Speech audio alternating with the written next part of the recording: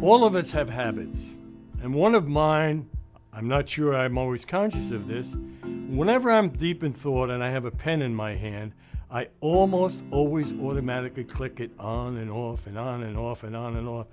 This morning on my way from Washington, D.C. to Philadelphia, I was deep in thought, taking some notes about how I would perform at a filming session this afternoon.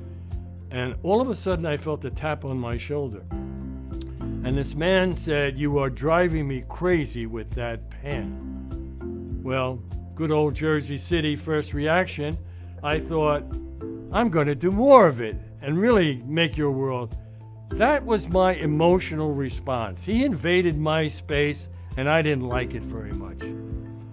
But I didn't do that because through the years I have learned that there is a rational secondary response. The reality is most of us don't change anything when we're grown-ups because our first response is the one we've learned. You know, if you get in my face, being a city kid, I get right in your face. But I've learned that there is kind of this bridge to a much better way to approach, and I call it the principle of the second response.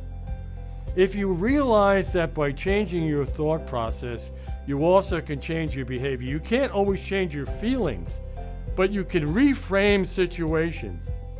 And you will find that it affords more opportunity for you to create better relationships, better work patterns.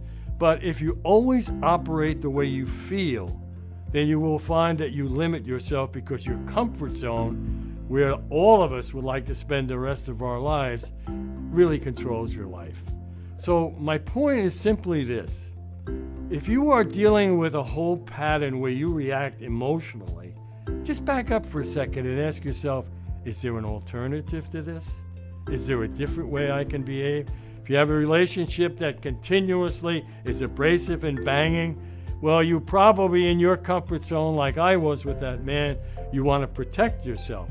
But if you back up and you think about it, you say, is this what I really want? A better relationship sometimes means reframing it. A better career means reframing it. Rationality is part of the equation of growth, and rationality is something that you can learn at any age. This business about you can't teach an old dog new tricks, I'm telling you, this is an older person telling you you can teach a lot of things, you can learn a lot of things. So my point simply is this. When you are emotionally involved in something, see if you can take one step back and say, is there any way I can reframe this? Is there any way I can bring rationality to this? Because I think you will find that it gives you much more of an effective way to behave. If the only tool you have in your knapsack is a hammer, everything looks like a nail. If you have more than that, you will find that life can be a lot more fulfilling, and you will find that the gastric juices won't control you.